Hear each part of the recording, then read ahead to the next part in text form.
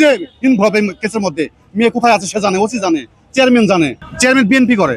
তাহলে কেন চেয়ারম্যানকে ওসিকে কেন জিজ্ঞাসাবাদ করা হচ্ছে না, কেন করা হচ্ছে না? মেয়ে কোথায় আছে তাই তো নিয়ে এসে দিতে পারবে মেয়ে তাদের কাছে। তাহলে এটা কি কোনো কথা হলো? স্বাধীন দেশে এরকম ব্যাপার চলতে পারে? ভাই আমি নিজে তো পুলিশ, পুলিশের পরে আমি একজন পিতা, আমি বাংলাদেশের একজন নাগরিক, ঠিক আছে? 22 বছর আমার সার্ভিস, আজকে আমি নিজের মেয়ের বিচার পাচ্ছি না, তাহলে আমি এই ডিপার্টমেন্টে কিভাবে ভালো চোখে দেখবো? আমি পুলিশ হয়ে বলতেছি আজ থেকে। সাধারণ মানুষ কি ভাববে আপনারাই বলেন, তাদের নিরাপত্তাটা কি হবে?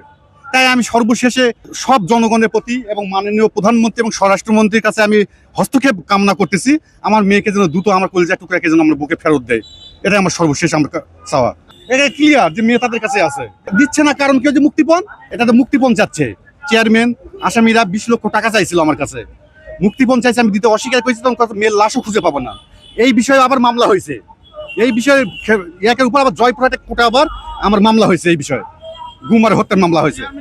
চেয়ারম্যান বিএনপি করে, আমি জানি যে সে বিএনপি করে, কারণ আমার এলাকা ওই এলাকাটাই বাড়ি, সে বিএনপি করে, এটা আমি জানি। আমার একটা চাওয়া লাগছে যে আমার মেয়েকে আমি ফেরত চাই, প্রধানমন্ত্রী যেন এটা হস্তক্ষেপ করে, প্রধানমন্ত্রী এবং স্বরাষ্ট্রমন্ত্রী, মাননীয় স্বরাষ্ট্রমন্ত্রী এবং মাননীয় প্রধানমন্ত্রী।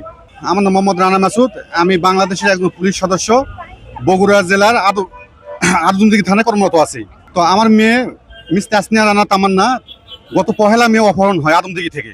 তো এই বিষয়ে আমি থানায় মামলা করতে যাই, ওসি মামলা নেই না, যাই হোক অনেক একটা পর আমরা ডিআইজি সাহেবের সঙ্গে কথা বলার পর সে একটা জিডি করে, সে জিডিও করে, অনেক নর্মাল জিডি। তো যাই হোক জিডি করার পর আমি বলি স্যার আমার মেয়েকে উদ্ধার করুন, তাড়াতাড়ি আসামিদের ধরার ব্যবস্থা করে করেন। সে আমাকে ধমক মেরে করে, তুমি চুপচাপ থাকো, কি করতে হবে না হবে কিভাবে উদ্ধার করতে হয় আমি জানি।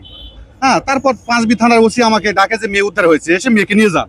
তখন আমি 5B থানায় গেলাম, 5B থানায় হাফিজ রাহান বললো, আর ওখানকার চেয়ারম্যান নাজমুল ছিল, আর আসামিরা আমাকে শর্ত দেয় যে আপনি না দাবি নামায় সই করেন, অপহরণ বিষয়ে কোনো মামলা করতে পারবেন না, তাহলে আপনি মেয়েকে আপনি নিয়ে যেতে পারবেন, মেয়ে আমাদের কাছে আছে। তাহলে এটা কোনো কথা হলো যে এখন ওসি একজন চেয়ারম্যান এরা আসামিদের সঙ্গে যোগসাজশি করে আমাকে না দাবি নামায় সই কিভাবে নেয় এরা? হ্যাঁ, এটা কি বলতে পারে? এটা কোনো বলতে পারে না। তখন আমি ওখান থেকে আসার পর আদালতে আমি মামলা করি, পুলিশকে দায়িত্ব দেয়, মেয়ে নাবালিকা হওয়ার কারণে তার জীবন নাশের সমস্যা আছে, দ্রুত ভিকটিমকে উদ্ধারের জন্য আদালত হুকুম দেয় পুলিশকে। কিন্তু পুলিশ আজ নয় কাল এরকম কালক্ষেপণ করতেছে, তারা উদ্ধার করতেছে না, ঠিক আছে? তখন আমি আদালতে আবার গেলাম, যাই কথা বললাম, তখন পুলিশকে তারা বাদ দিয়ে তারা মেয়েকে ন্যায় বিচারের সাথে জীবিকা আবার এই দায়িত্ব দিছে যে মেয়েকে দ্রুত উদ্ধার করার জন্য। তো এই দ্রুত কবে হবে আমি জানি না, আমার খালি আশ্বাস দিচ্ছে আজ নয় কাল নয় পরশু, 1 মাস পার হয়ে গেল ভাই, যেখানে মেয়েকে 24 ঘন্টা লাগবে না উদ্ধার করতে, যেহেতু এখানে ওসি নিজে ইনভলভ এই কেসের মধ্যে। মেয়ে কোথায় আছে সে জানে, ওসি জানে, চেয়ারম্যান জানে। তাহলে কেন চেয়ারম্যানকে ওসিকে কেন জিজ্ঞাসাবাদ করা হচ্ছে না, কেন করা হচ্ছে না? মেয়ে কোথায় আছে তাই তো নিয়ে এসে দিতে পারবে মেয়ে তাদের কাছে। তাহলে এটা কি কোনো কথা হলো? স্বাধীন দেশে এরকম ব্যাপার চলতে পারে? 5B থানা ওসির নাম হাফিজ মোহাম্মদ রাহান, আর চেয়ারম্যান হচ্ছে 5BB উপজেলার বাগজানা ইউপি চেয়ারম্যান মোহাম্মদ নাজমুল হক। ভাই আমি নিজে তো পুলিশ, পুলিশের পরে আমি একজন পিতা, আমি বাংলাদেশের একজন নাগরিক, ঠিক আছে? 22 বছর আমার সার্ভিস, আজকে আমি নিজের মেয়ের বিচার পাচ্ছি না, তাহলে আমি এই ডিপার্টমেন্টে কিভাবে ভালো চোখে দেখবো? আমি পুলিশ হয়ে বলতেছি আজ থেকে। সাধারণ মানুষ কি ভাববে আপনারাই বলেন, তাদের নিরাপত্তাটা কি হবে?